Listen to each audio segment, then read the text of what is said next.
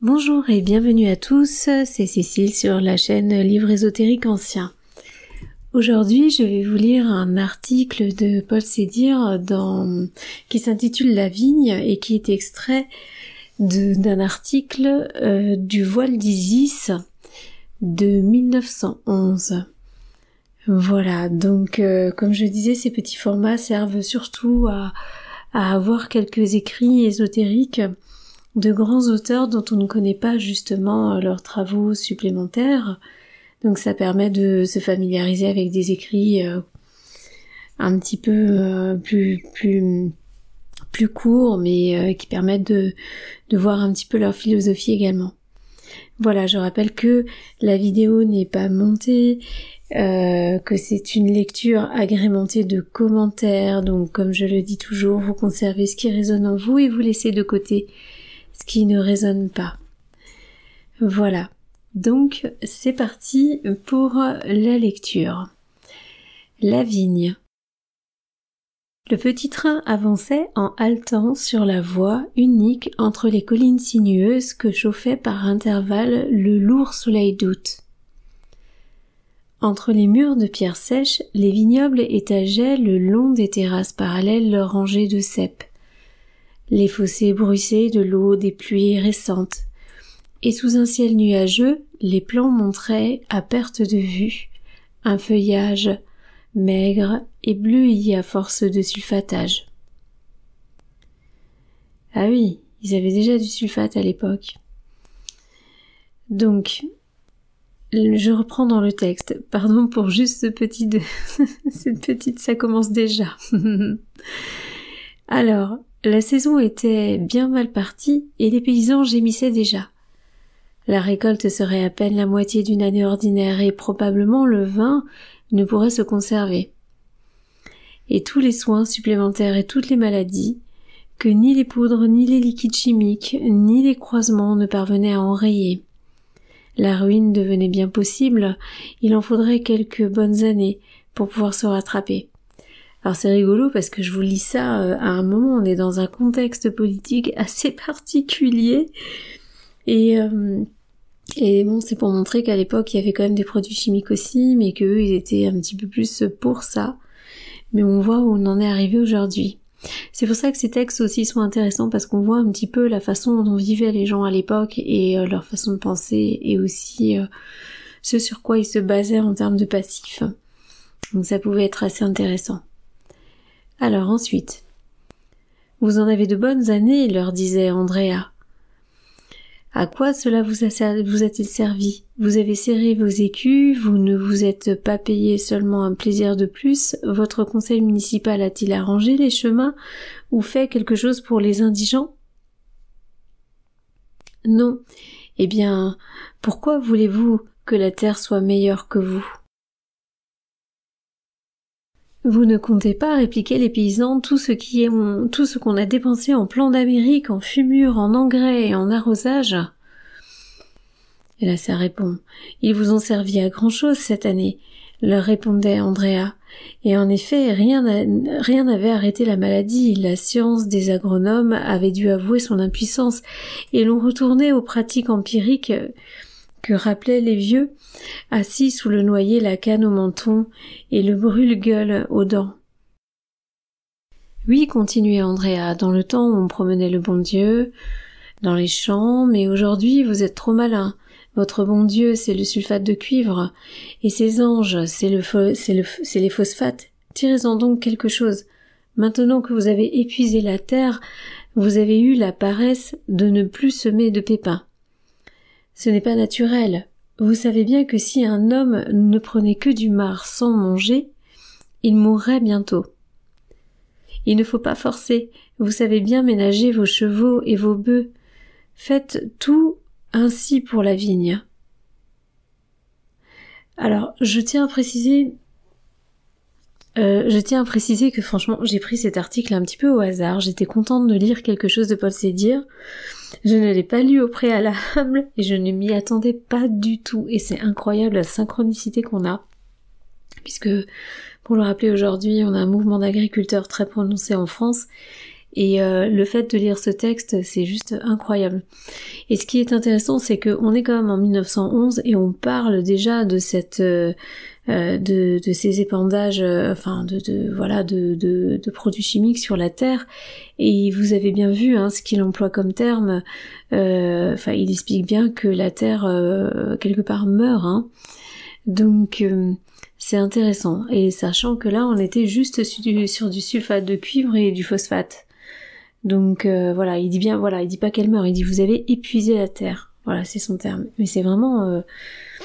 Alors, encore une fois, je ne rentre pas dans un sujet politique, je ne prends parti de rien du tout, je trouve juste que c'est assez dingue de parler. De toute façon, vous allez voir que ce courant de cet article va être ésotérique de toute façon, avec de la spiritualité, et il s'agit certainement d'exemples.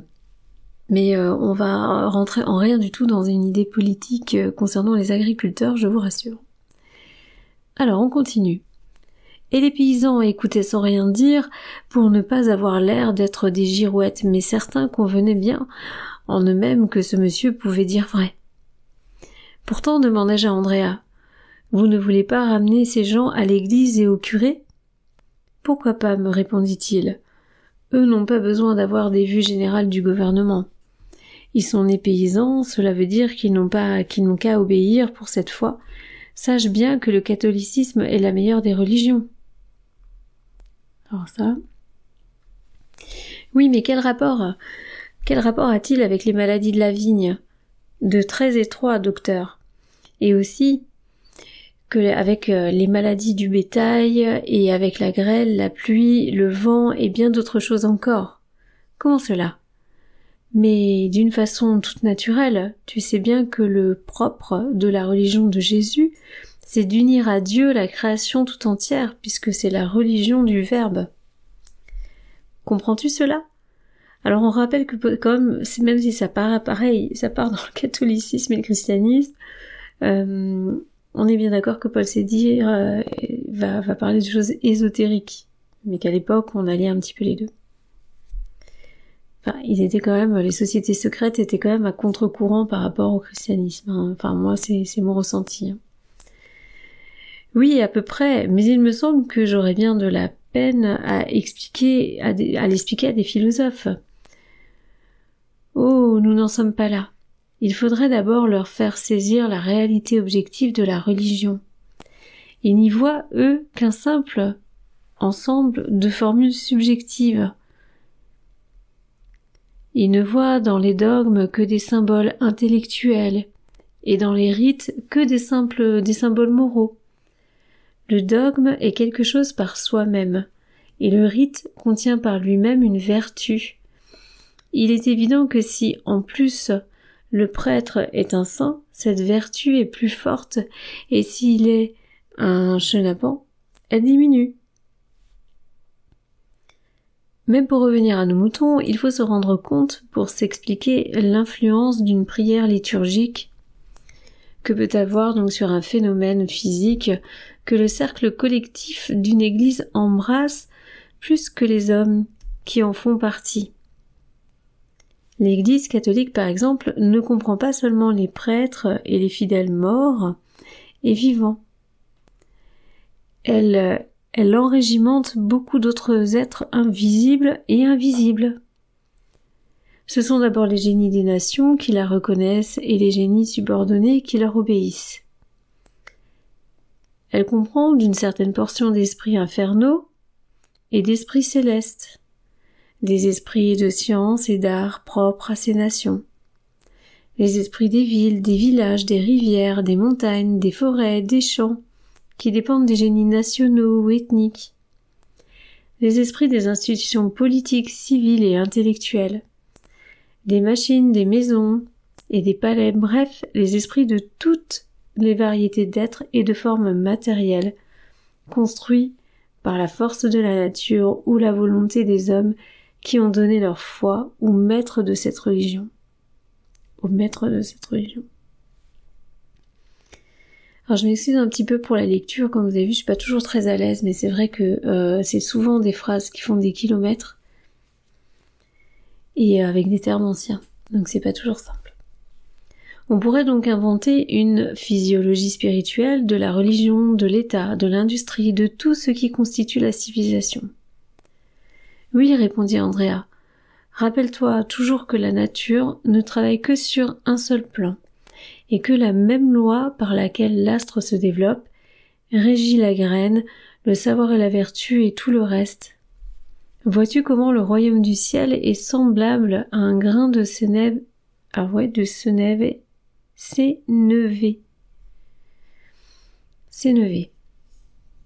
Un grain de sénévé. Faudra que je cherche ce que c'est. Vois-tu dans quelle attitude intérieure il faut étudier l'Évangile ? Oui, dis-je, j'entrevois des horizons bien vastes. Mais, ajoutai-je, revenons à nos malheureux vignobles, car je savais combien habituellement Andreas pouvait étudier la question. Eh bien, me répondit-il, revenons. Quel est l'acte le plus haut que l'homme puisse accomplir ? Celui pour lequel se mettent en branle nos énergies les plus profondes et les plus pures, et qui par conséquent éveillent le plus d'écho dans toutes les sphères de notre individualité. C'est, n'est-ce pas, l'acte religieux ? Or, puisque tout se tient dans l'univers, et que nous ne pouvons rien faire qui n'ait sa répercussion sur le milieu à plus forte raison, la prière remuant nos centres les plus secrets, émouvra par réaction tous les centres du milieu auxquels nous sommes attachés. Ce n'est pas tout encore, demandai-je. Si dans la communauté sociale, la cellule chargée de représenter la fonction de prière, le prêtre, demande quelque chose selon les formes à lui indiquer par la tradition, c'est-à-dire par la chaîne des prêtres ancestraux jusqu'au fondateur de la dite religion. Une telle demande a d'abord un écho chez les autres membres de la dite collectivité. De même, quand ton cœur prie, le reste de ton corps en ressent quelque chose, le reste de la collectivité, tant visible qu'invisible, entend cette prière, et à cause du nom de Dieu qui est invoqué, les parties de cette collectivité qui ne sont pas d'accord avec la loi arrivent de gré ou de force à s'y conformer. C'est particulier, là, ce qu'il dit, C'est particulier. Mais d'une certaine manière, je pense que dans ce texte, il faut vraiment voir la seconde... il faut le voir au second degré. On parle plutôt là de foi et de demande. En plus, il emploie bien les termes invoqués, ce genre de choses. Donc, Dieu, voilà, tout est relatif. Ici, il n'est pas question de religion, en fin de compte. Même si on en parle de cette façon, on parle plus d'avoir la foi en quelque chose et finalement de l'émettre. Voilà. Après, le reste, effectivement, il pose un cadre, un dogme, mais le fond des choses suggère quand même tout simplement une forme de dévotion personnelle sur une demande. Alors, comme il disait, donc je reprends le début de la phrase, mais qui est très loin du coup, et je me rends compte que le début de la phrase... Alors, de même quand ton cœur prie, le reste de ton corps en ressent quelque chose, le reste de la collectivité, tant visible qu'invisible, entend cette prière, et à cause du nom de Dieu qui est invoqué, vous entendez bien, qui est invoqué, les parties de cette collectivité qui ne sont pas d'accord avec la loi arrivent de gré ou de force à s'y conformer. Bon, j'aime pas trop le de gré ou de force, je vous avoue, mais ce que je pense, c'est qu'on parle ici aussi d'inconscient collectif. Voilà. Mais du coup, ça peut fonctionner un peu avec toutes les religions aussi, et pas forcément qu'une fois en quelque chose. Enfin, je m'étalerai pas sur cette partie-là. Oui, répondis-je, je voudrais vous croire, mais je ne comprends pas nettement. Bien sûr que tu ne comprends pas, s'écria doucement Andrea, en souriant. Je ne dis pas que ces choses pour tout de suite. Je ne te dis pas ces choses pour tout de suite. Tu n'en auras besoin que bien plus tard. Il y aura longtemps que tu les auras oubliées, mais tu sais, Il y a parfois en nous des tremblements de terre, parfois les couches profondes de notre esprit remontent au soleil de la conscience, tandis que ce qui était en haut s'enterre dans le sous-sol obscur. Vous vous souvenez, ce qui est en haut est en bas. Cela doit être écrit dans l'Évangile. C'est peut-être quand il est dit « il a abaissé les puissants, etc. » Sans doute, répondit Andrea.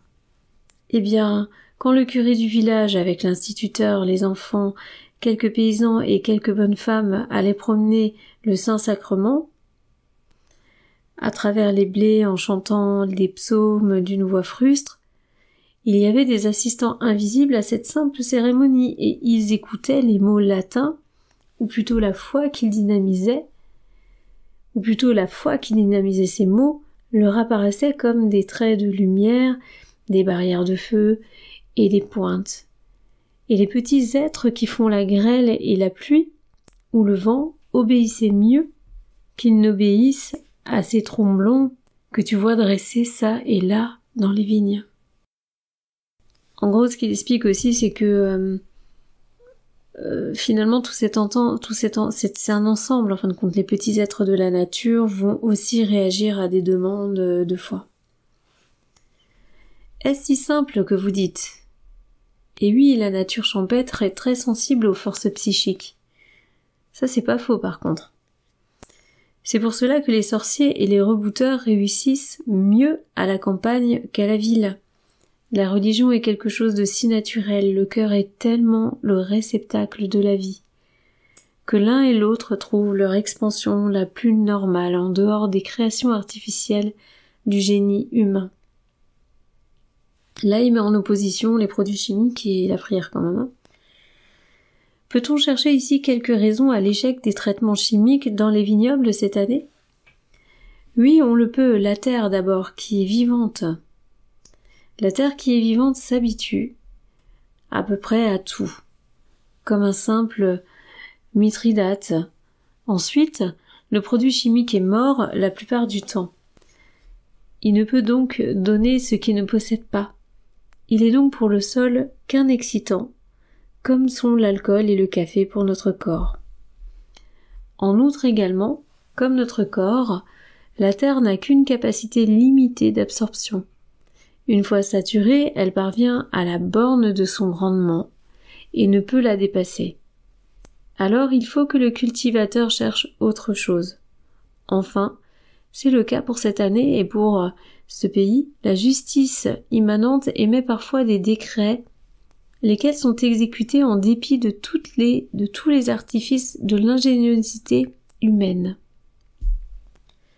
Quand des hommes se sont montrés longtemps et obstinément avares ou médisants, par exemple, malgré la clémence du climat et de la bonté du sol, certains êtres, des justiciers, ouvrent une certaine porte de l'autre côté.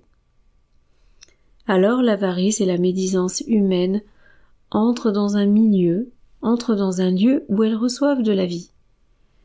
Une certaine faculté de procréation organique. Et il se forme alors à la surface du sol, dans les moisissures un peu partout, des micro-organismes, d'abord unicellulaires, qui évoluent assez rapidement et deviennent des animalcules. Le phylloxéra n'a pas une autre origine. Et ce que je te dis là est vrai, que dans ce pays que nous traversons, il n'y a qu'une vigne à peu près saine, et c'est la vigne d'un homme qui a prié. Il y aurait donc des relations continuelles entre ce que les occultistes appellent l'astral et le physique. Donc là, on est bien d'accord, hein, c'est Paul Sédir qui parle à quelqu'un. Cette personne lui parle de catholicisme, et Paul Sédir essaie de traduire à sa manière. Donc il y aurait donc des relations continuelles entre ce que les occultistes appellent l'astral et le physique. Mais oui, toutes les parties de l'univers sont perpétuellement en relation. Elles baignent les unes dans les autres, sauf quand, par exception, un mur est construit pour un isolement local et temporaire. C'est bien à cause de cette infusion universelle que les religions recommandent tant de rapporter à Dieu tout acte et toute pensée. Moi, ce qui me dérange un petit peu toujours dans cette affaire, mais ça me concerne, attention, comme je disais toujours, prenez-vous ce qui a du sens, c'est cette façon de personnifier systématiquement Dieu, comme si c'était un être tout-puissant et qu'on devait craindre, ou alors amour, mais en tout cas un être qui aurait tous les pouvoirs. Je pense qu'aujourd'hui on a quand même assez de courants pour pouvoir un petit peu évoluer sur cette question. Alors, là il reprend, donc là je crois que c'est Paul Sédir qui parle, oui. Mais ces pauvres gens, le ciel ne veut-il donc rien faire, encore cette fois-ci, pour les sauver de la ruine ? Peut-être d'en avoir été si près, vont-ils s'améliorer ?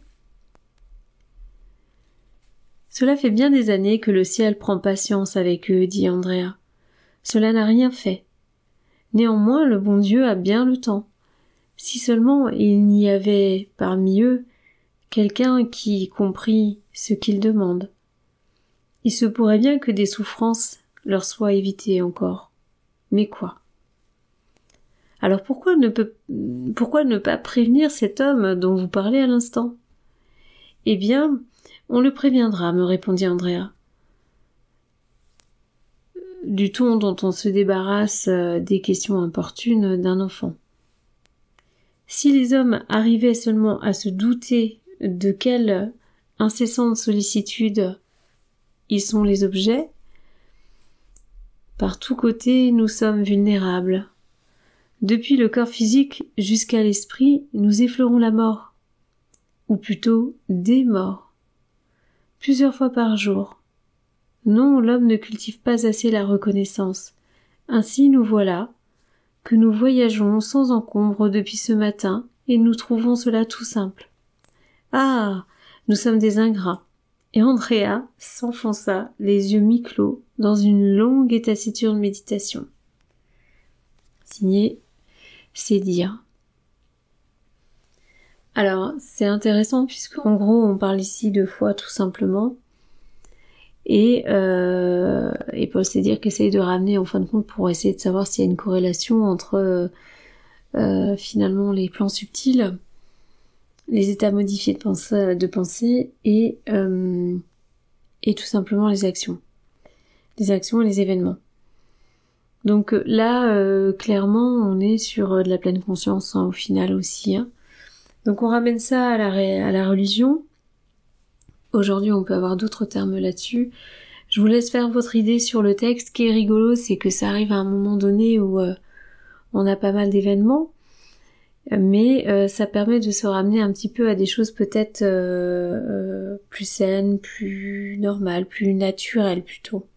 Voilà, donc je m'excuse aussi pour la lecture. Là, j'ai eu affaire à un texte, si vous voulez, qui a été scanné et à travers lequel on voyait la page arrière en transparence. Donc c'était pas évident.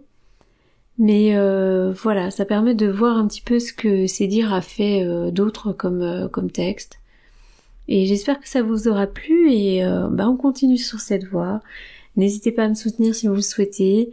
Et puis vous pouvez mettre des commentaires, dire ce que vous en pensez. Ça permet aussi aux autres de voir comment les textes ont été abordés. Et je vous dis à très bientôt sur la chaîne. À bientôt!